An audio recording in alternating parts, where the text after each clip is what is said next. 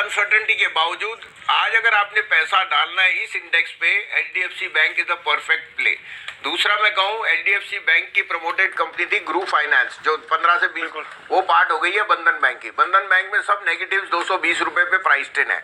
थोड़ा सा आप रिस्क रिवॉर्ड लीजिए, because that becomes a proxy to that. Bandhan bank is not only the largest small scale bank जिसपे 3 crore account है, it is also got an AMC, it is got AIF, और ये finance company group finance part of it है। तो दोनों का risk reward मिला के आपको एक लार्ज कैप बता दिया एचडीएफसी, और लो कॉस्ट में ये है। एनबीसीसी और हुडको become very good proxy place, क्योंकि उनका काम ही यही है।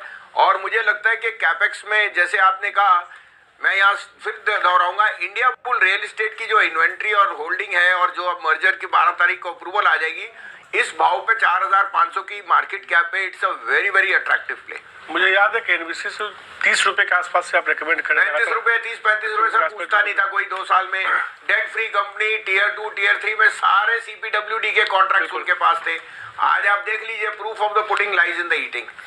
अविनाश सर, इस बजट में एक चीज और निकल के है कि सोलर जो है आने वाले दिनों में बहुत बड़ा थीम होने वाला सरकार की तरफ से, और जिस तरीके से सरकार इस पर आगे बढ़ रही है, अगर किसी को प्ले करना हो इस सेक्टर में तो कहाँ नजर बना के चल सकते हैं?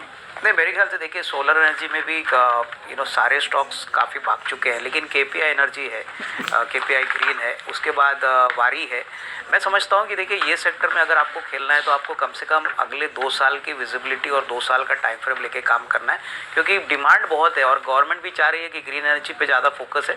तो मेरे ख्याल से ऑन डिक्लाइंस डेफिनेटली यहाँ पे एंट्री हम कर सकते हैं, बट डेफिनेटली कोई डाउट नहीं कि अर्निंग्स क्वालिटी और अर्निंग्स ग्रोथ जो है वो अगले 1.5-2 साल के लिए बहुत स्ट्रांग रहेगा।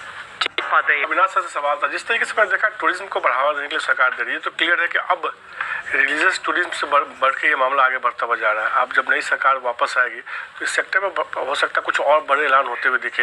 इस सेक्टर जो है कोई शेयर्स जो आपको पसंद आता हो कि हाँ, इस पर नजर बना के रखनी चाहिए, इंडियन होटल के अलावा कुछ और? नहीं, इनफैक्ट मनीष, देखिए, इंडियन होटल्स तो अभी अयोध्या में अपना एक बड़ा होटल अनाउंस कर ही रहा है, लेकिन एक कंपनी जो आपके चैनल पे जहाँ पे कंपनी के प्रमोटर ने बात की थी, जिसका नाम है प्रवेक, आई थिंक उनका काफ़ी बड़ा पोजीशनिंग अयोध्या में भी है, लक्षद्वीप में भी उन्होंने ऑलरेडी रिसोर्ट बनाने की बात की है।